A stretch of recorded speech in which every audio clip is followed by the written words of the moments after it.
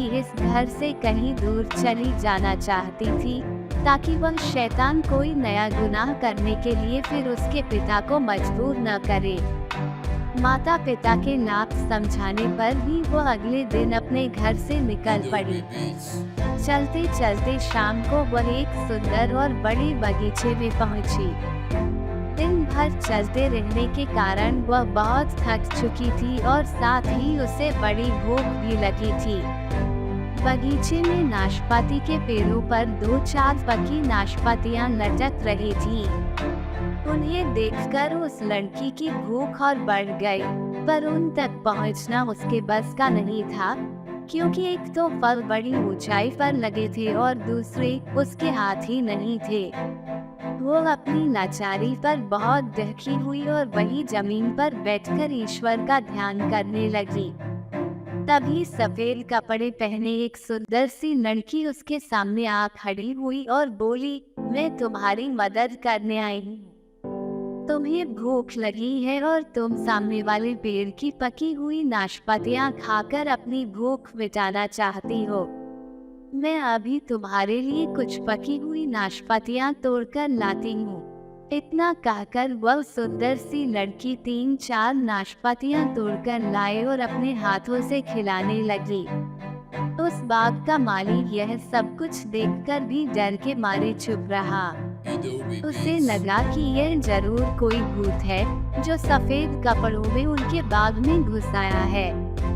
लड़की की भूख जब शांत हुई तो उसने उस देवी को हृदय से धन्यवाद दिया और वहां से उठकर झाड़ियों में छुपकर सोने के लिए चली गई। अगले दिन जब उस बाग का मालिक एक सुंदर सा राजकुमार उस माली के पास पहुंचा तो माली ने उसे यह अनहोनी घटना सुनाई, पर उस राजकुमार को विश्वास नहीं हुआ, क्योंकि आज तक उसके बाग में कोई भूत प्रेत नहीं आया था। उसे लगा कि उसके माली ने जरूर कोई सपना देखा होगा, पर माली अपनी बात पर डटा रहा। उसने अपनी दोनों आँखों से सब कुछ देखा था। राजकुमार बोला, ठीक है, आज रात में भी तुम्हारे साथ इसी बगीचे में छुपकर देखूंगा कि सचमुच वह कोई भूत तो नहीं है। सारे दिन चुपचाप वह लड़की घनी झाड़ियों में छुपकर बैठी रही, पर जैसे ही थोड़ा अंधेरा होना शुरू हुआ, वह झाड़ियों से निकलकर नाशपातियों के पेड़ के पास पहुंची और ईश्वर से प्रार्थना करने लगी। ईश्वर ने उसकी प्रार्थना सुन ली। कल वाली सुंदर सी लड़की 3-4 नाशपातियां लेकर उसके पास पहुंची और उसे अपने हाथों से खिलाने लगी। जैसे ही नाशपातियां खत्म हुई, वैसे ही राजकुमार, जो अपने माली के साथ एक बड़े से पेड़ के पीछे छुपा हुआ था, झट से बाहर आया और बोला, तुम लोग कौन हो? तुम इस दुनिया के लोग हो या किसी और दुनिया के? बिना हाथों वाली लड़की उस अजनबी को देखकर डर गई। गिड़गिड़ाते हुए बोली, मैं इसी दुनिया की अभागी लड़की हूँ। आज ईश्वर के अलावा सभी ने मुझे इस संसार में अकेला छोड़ दिया है। राजकुमार जब उस लड़की के नजदीक पहुंचा तो सफेद कपड़ों वाली लड़की वहां नहीं थी। केवल बिना हाथों वाली लड़की घुटनों के बल वहां पर बैठी थी। राजकुमार ने देखा कि उस लड़की के दोनों हाथ कटे हुए थे, पर वह बहुत ही सुंदर थी। राजकुमार को उस पर बहुत दया आई। वो उसे अपने साथ राजमहल में गया और उसके लिए चांदी के हाथ बनवाए और अपनी माता के कहने पर उससे विवाह कर लिया। ईश्वर पर अटूट विश्वास रखने वाली लड़की के जीवन में फिर से खुशियां आ गई। एक बार राजकुमार को किसी जरूरी काम से दूसरे देश जाना पड़ा। वो अपनी पत्नी को अपनी माँ की देखरेख में छोड़कर चला गया। कुछ दिनों बाद उस लड़की ने एक सुंदर से बेटे को जन्म दिया।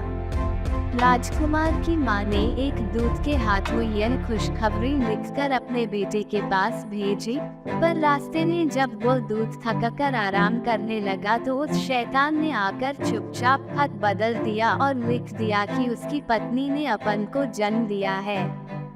राजकुमार ने जब वो खत पढ़ा तो उसे खुशी की जगह बहुत दुख हुआ, पर उसने सोचा कि कोई बात नहीं, वह बाद में इस बच्चे का इलाज करवाकर उसे ठीक कर लेगा। उसने अपनी माँ को खत लिखा कि घबराने की कोई बात नहीं, वह तब तक उन दोनों की सेहत का पूरा ध्यान रखे जब तक वो वापस घर नहीं पहुंच जाता है।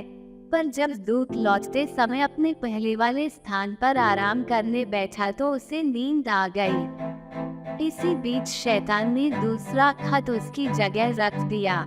इस खत में लिखा था कि माँ बेटे दोनों को जान से मार डालो। जब अगले दिन दूत ने यह पत्र राजमाता को दिया तो वह इसे पढ़कर हैरान रह गई कि उसका बेटा कितना बड़ा निर्दयी है कि अपने बेटे और अपनी पत्नी को मारने के लिए लिख रहा है। वो अपनी बहू को बहुत प्यार करती थी तथा उसकी और उसके बेटे की जान बचाना चाहती थी, इसलिए उसने यह बात अपनी बहू को सुनाई। लड़की को इस खत पर विश्वास नहीं हो रहा था, फिर भी वह राजमाता के कहे अनुसार अपने बच्चे को लेकर राजमहल से निकल गई।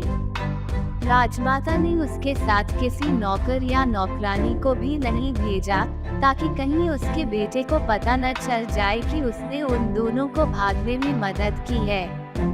चलते चलते जब वो लड़की थककर एक पेड़ के नीचे बैठ गई तो उसे ईश्वर की याद आई, क्योंकि अब वही उन दोनों का एकमात्र सहारा था।